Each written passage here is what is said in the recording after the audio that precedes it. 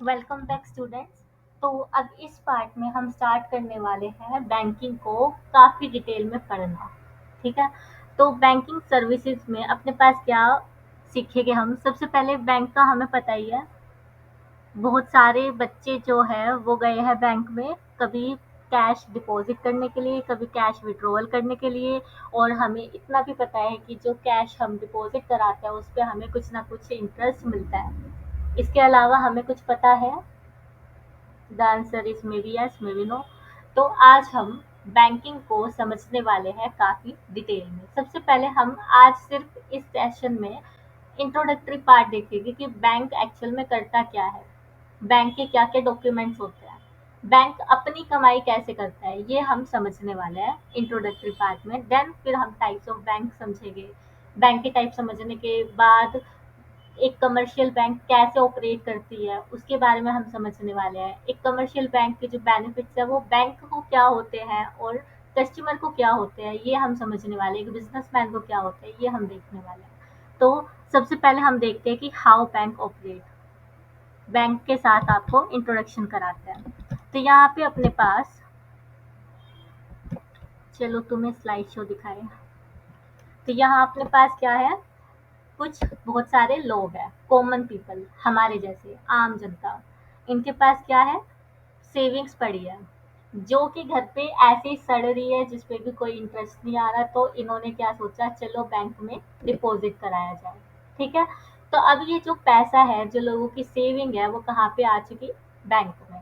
अब जो बैंक है इसी पैसे को, क्योंकि अब बैंक भी तो कहीं ना कहीं ये देखेगा ना। अब जैसे मेरे पास जो पैसा था वो आइडल पड़ा था, कोई काम नहीं आ रहा था, ऐसे जब मैं बैंक को डिपॉजिट कर चुकी हूँ, बैंक के पास भी वो पैसा आइडल पड़ा है, तो बैंक भी इसको कहीं ना कहीं क्या करेगी, मोबिलाइज करेगी, चैनलाइज करेगी। यानी कि बैंक भी इस पैसे को कहीं ना कहीं ट्रांसफर करने वाली है। और इसको हम बिजनेस लैंग्वेज में क्या बोलेगी, bank will mobilise the fund.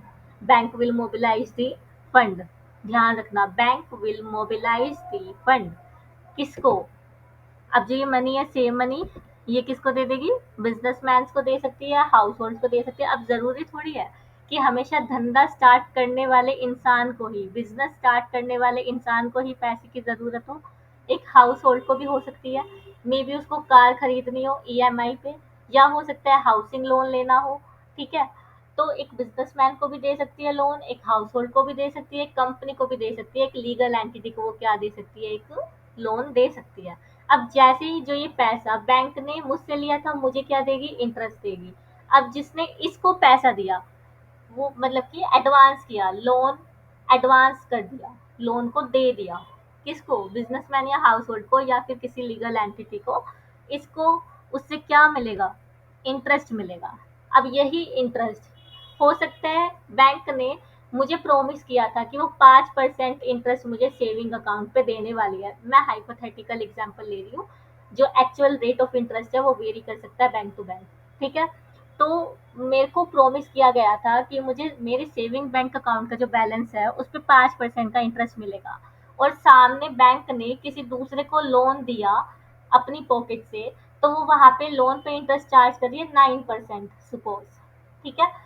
अब जो 9% इंटरेस्ट जिसको बिजनेसमैन से मिला, अब उसमें से 5% का जो इंटरेस्ट है वो सेविंग अकाउंट पे मुझे मिल गया, जो पैसे की बैंक ने लोन पे दिए थे। तो मेरे को क्या मिला,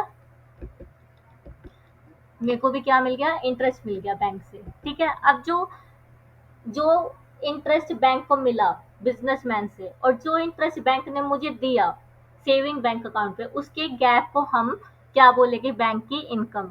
गैप को हम बिजनेस लैंग्वेज में स्प्रेड बोलते हैं। ठीक है। स्प्रेड या फिर डिफरेंस या फिर गैप, ये क्या हो जाती है, बैंक की इनकम। कहीं से वो कम देगी और ज्यादा उठाएगी, क्या, इंटरेस्ट। और उसी इंटरेस्ट के गैप को हम क्या बोलेंगे, बैंक की इनकम। तो ये एक बेसिक सा एग्जांपल था जिसमें मैंने तुम्हें बैंकिंग एक्टिविटी को समझाने की कोशिश की।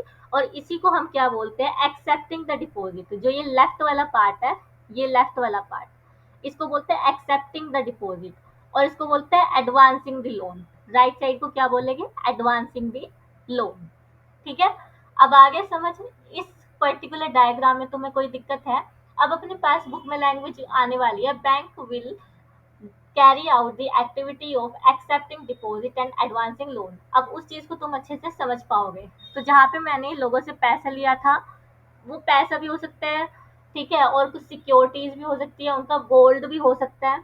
तुम्हें पता है ना, बैंक हमें लोकल फैसिलिटी देती है, वहां पे हम गोल्ड भी रख सकते हैं, ठीक है। तो वो डिपॉजिट लेगी, उसको बोलेगी एक्सेप्टिंग द डिपॉजिट, एंड फिर पैसे बाहर देगी, उसको बोलेगी एडवांसिंग द लोन।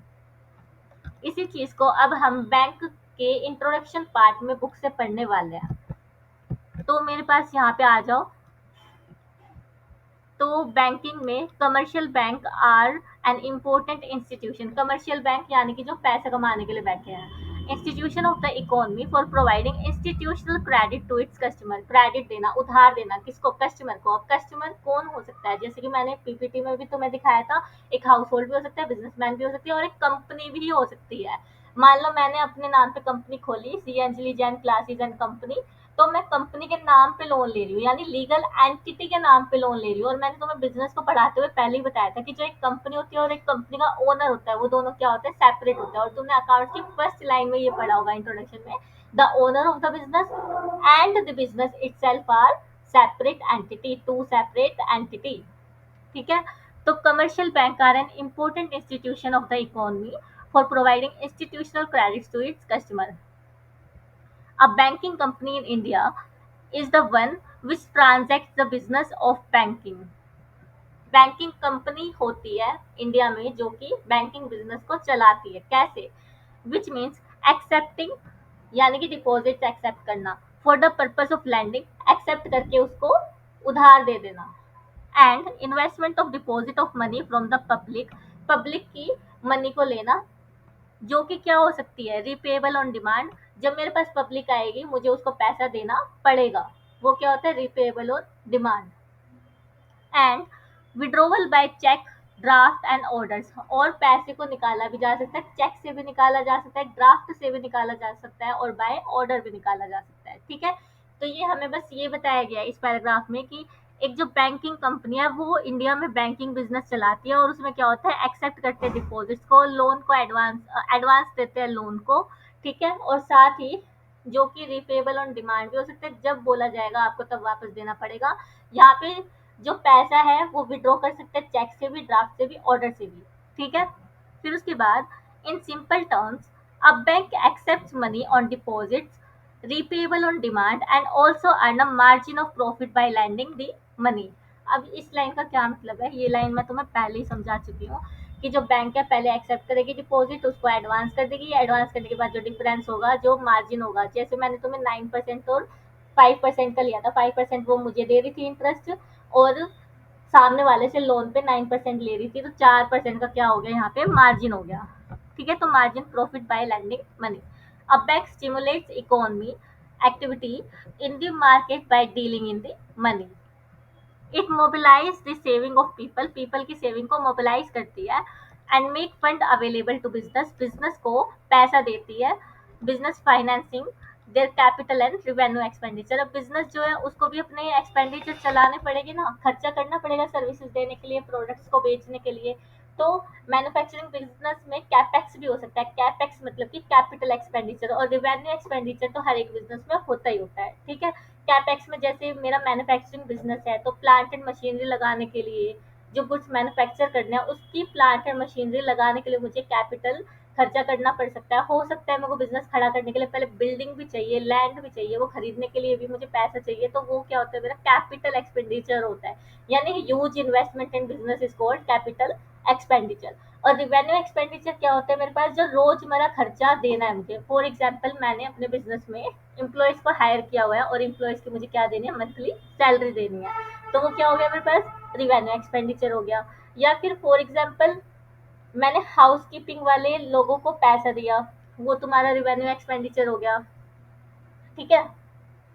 फिर उसके बाद है it also deals in financial instrument. यहाँ तक तो हमने क्या करी? बेसिक बातें करी कि उन्होंने लोगों से पैसा उठाया, पैसे को उधार पे दिया और इंटरेस्ट कमाया। अब सेकंड चीज क्या है? ये फाइनेंशियल इंस्ट्रूमेंट्स में भी डील करती है। फाइनेंशियल इंस्ट्रूमेंट तुमने शेयर मार्केट का सुना होगा ना, शेयर मार्केट में सिक्योरिटीज सेल होती है, बाय होती है, ठीक है। तो इसमें मेरा इक्विटी शेयर्स भी आ जाते हैं, डिबेंचर्स भी आ जाते हैं, प्रेफरेंस शेयर्स भी आ जाते हैं।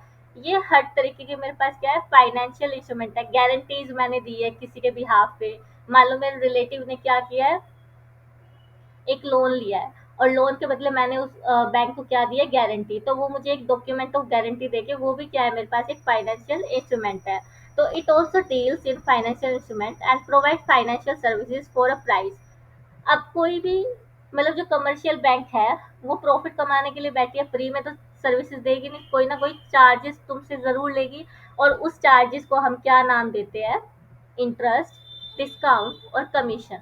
हो सकता है कि बैंक ने लोन देने के लिए 1 मिनट, और बैंक से लोन लेने के लिए आपने एजेंट को हायर किया हो, उस एजेंट को कमीशन भी देनी पड़ेगी। बैंक ने खुद एजेंट को हायर किया हो कि तुम कस्टमर ढूंढ के लाओ जिसको लोन की जरूरत हो, तो वो बैंक एजेंट को कमीशन दे देगी। ठीक है। और जैसे बिल्स रिसीवेबल एंड पेबल आगे आएगी, मैं समझाने वाली हूँ, बट जिन्होंने अकाउंट्स में पढ़ रखा है उनकी बात कर रही हूँ कि जैसे बिल्स रिसीवेबल एंड पेबल होते हैं। ठीक है। ट्रेड रिसीवेबल्स पैसा ना देके मुझे एक डॉक्यूमेंट दे देते हैं, उस डॉक्यूमेंट को बिल्स रिसीवेबल बोल देते हैं, और उसको मैं बैंक में जाके इन कैश करा सकती हूँ, और उसको पैसे में कन्वर्ट कराने के लिए जो बैंक मुझसे चार्जेस लेती है उसको डिस्काउंट बोलते हैं, बिल्स डिस्काउंटिंग। ठीक है। और फिर ये इंटरेस्ट तो तुम्हें पता ही है। तो ये मेरे पास एक आज छोटा सा बेसिक लेक्चर था बैंकिंग के इंट्रोडक्शन का। तो यहाँ पे कभी तुम्हें बैंकिंग से रिलेटेड कोई क्वेश्चन आ जाए तो तुम इंट्रोडक्शन में एक दो लाइन इधर से उठा के लिख सकते हो। तो यहाँ पे अभी जब अपना कॉन्सेप्चुअल बेस बिल्ड हो जाएगा ना, तब मैं क्वेश्चंस के सेशंस लेने स्टार्ट करूँगी, तो वहाँ पे बताऊंगी कि किस तरीके से तुम्हें क्वेश्चन को अटेम्प्ट एंड प्रेजेंट करना चाहिए। ठीक है। तो अब यहाँ पे छोटी सी समरी बना लो। बैंकिंग में सबसे पहले तो याद रखने वाली बात, accepting deposits and advancing loans. ठीक है। फिर उसके बाद earns profit in form of interest. Interest की फॉर्म में, जैसे कि मैंने तुम्हें वो पीपीटी वाला एग्जांपल दिया था, वो याद रखना यहाँ पे। फिर उसके बाद, और इसी को हम क्या बोल रहे हैं, मार्जिन प्रॉफिट। उसके बाद आ जाएगा mobilise people saving, and then उसके बाद आ जाएगा डील्स इन फाइनेंशियल इंस्ट्रूमेंट्स।